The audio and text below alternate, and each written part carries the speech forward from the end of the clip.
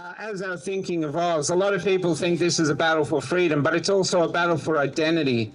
In every town in the country, in every suburb, there are shrines to those who fought for our freedoms.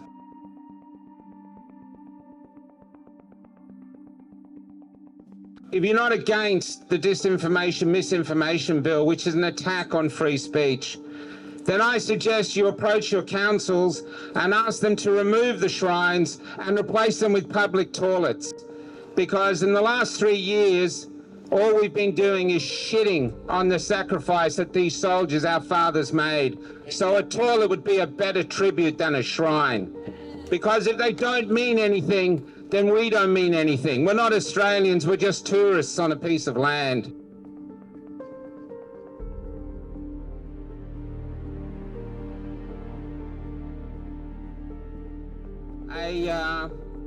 And this is why I think you guys are so important. And the fact that you're here now, it's been 3 long years, and we've gone from being openly persecuted, now the persecution has entered the vernacular where it's normal now. Most people can't even see it, but still you're here fighting. I just think you guys are amazing. You, the guys that people get my energy from, I get my energy from you. I'm a part of this beautiful tribe of people. And look at this now, this gathering here now.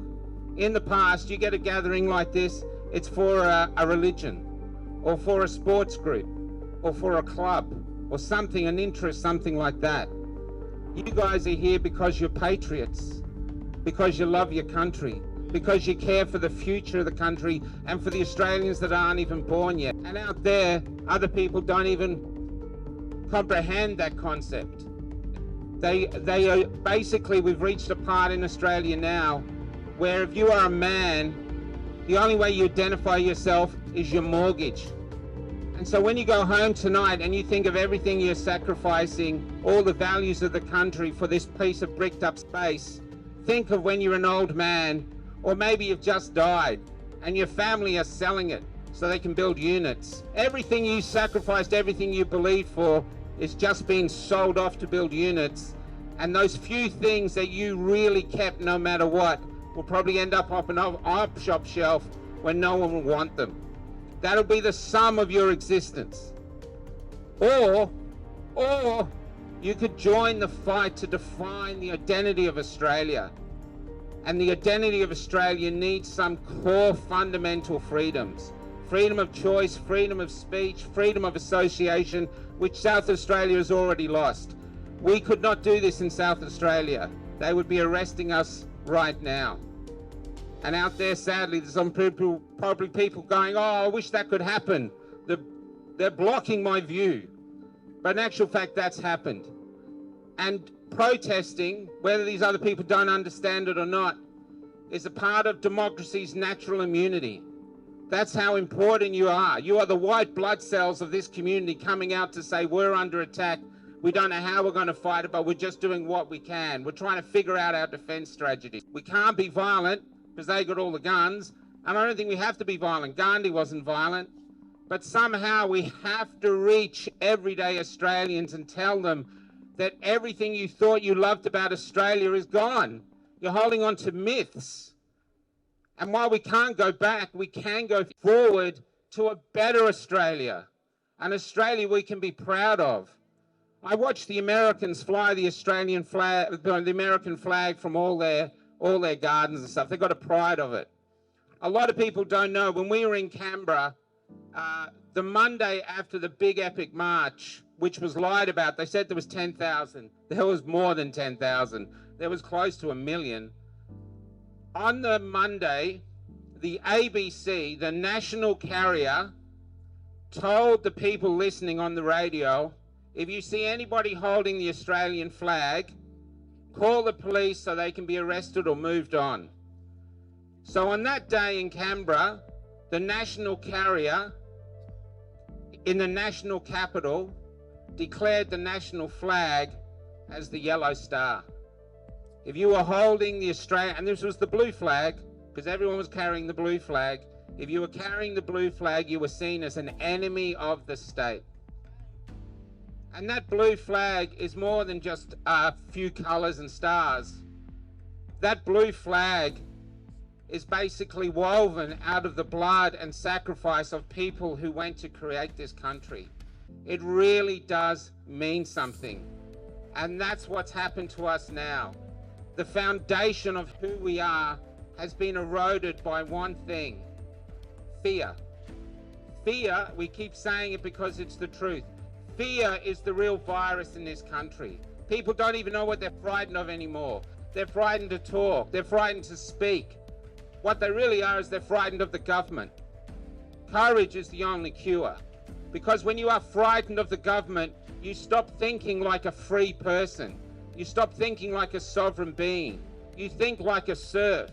Dan Andrews is a perfect example. He's bringing in no gas ovens, no gas stoves in new buildings. And everyone just whines and takes it. That's because you think like a serf. It's not the government's job to tell you how you cook your food. Just fix our roads, empty our bins, and stay the fuck out of our lives. Do not teach our children what their gender or anything is. The children need to be left alone so the children at their own time can decide what their sexual future is. That is their childhood. By us trying to take their childhood, we are doing them more than a great disservice. We are betraying them, because they'll never get that back. And it goes on to everything else. Even now, like I've just been traveling in the goldfields, interviewing Indigenous people. They live in some towns like they're on the Philippine tips looking for scraps. And money's not the issue. They've still got the money there. There's significant issues there that we just ignore or throw money at. I think we've got a wonderful country. I think underneath our fear, we are a wonderful people. But this is a time of reckoning, a time where I wish there was mirrors here instead of these buildings so people could look at each other and decide, who are we? Who am I? What does being an Australian mean? What does being a man mean? What does being a woman mean, even though that's under conjecture? But I just feel that right now is a time in Australia, and they won't get it, but it's a time in Australia to be counted. We have a choice. We can be the heroes of the future because we are in a war. It's a strange war. They are eroding our freedoms while people are just looking away, hoping it won't happen. But if we can find a way to define who we are, enough that we're prepared to fight and die for it and protect who we are, and hand that Australia, this beautiful country full of hope, over to the next generation, then we will be worthy of having shrines built for us. And we're not doing it to have a shrine built for us. We're doing it, but we were worthy of that. We're right now, the only thing we're worthy of as a general community is to have our page in history ripped out, because no one will want to talk about us, because we're going to be a shameful stain in history. And I interviewed this Romanian woman in a country town. It was pouring with rain, but she said, I want to have my say. Her name was Cosette. She told me how she grew up in Romania, and as a teenager, she saw great oppression. And she said to her parents, why do we live like this? Have you always lived like this? And they said no. They spoke of a better time. And she goes, well, why are we living like this? And her parents said, oh, well, what can you do? Well, what you can do is she became a part of the generation that stood up and actually died. They were shooting them in the streets. But by that time, their offspring had reached a point where they said, give me liberty or give me death. And so they went to the streets, and the soldiers finally stopped, and the police finally stopped shooting, because they realized they just couldn't do it anymore. They found their humanity, and they just couldn't shoot their brothers and sisters. People think that won't happen here, but I was in Melbourne at the Shrine and at other places where the police were shooting us. So it can. Even though it was rubber bullets, it can. Tyranny does not discriminate. And right now, and even in this rain with this small crowd, right now, you guys are the hope for the future. It's a huge burden. We have huge problems because we get divided. We don't always get on. We don't think the right way. But I think we're beautiful. I think the others can't see it, but I think we are, because we radiate hope. There's a man back there, Jerry Roberts. I feed off him whenever I'm around. There's the guy over there with the beard at the back, and there's Richie. And I meet these people as I come back, and they're still fighting.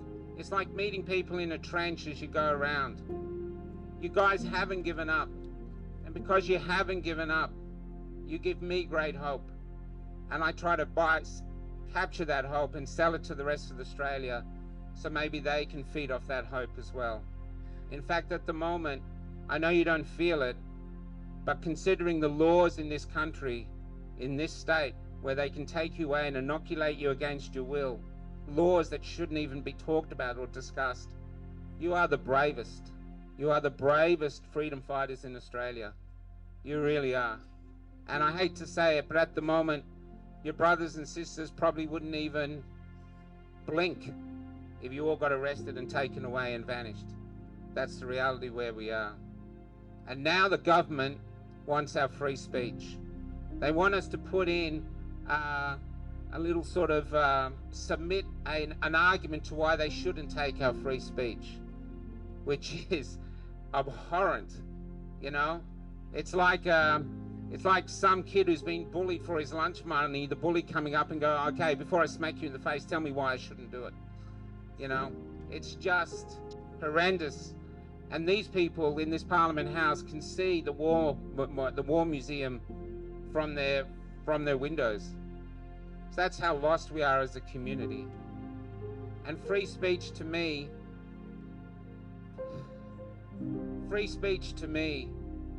is absolutely the most wonderful tool we have to discover who we are as humans. And once we find who we are, we liberate ourselves from groupthink. Freedom of choice, freedom of speech are the parents of you. Because if you exercise free speech, if you exercise freedom of choice, then you have the tools to discover who you are and bring that person to the community. And who knows what can happen then. But it's a great gift that our country is enriched by full-bodied individuals that our freedom gave birth to. And this is why around the world people get on crappy little boats and risk their family's life to get here. They want their children to be who God or the universe wanted them to be. And our country had those freedoms which offered that right. I don't have much else to say today, except I'm so honored to be one of you. I'm embarrassed by the people who give me compliments because I don't feel I'm doing anything else that no one else is doing. And I just feel if we all keep moving in the right direction, if nothing else, maybe in the future, if it gets darker, which it might, they might look back and go, well, not everybody was a complete coward. There were some people that burnt into the night, and ours will be the stories that they tell their kids, not theirs. Good luck to us all.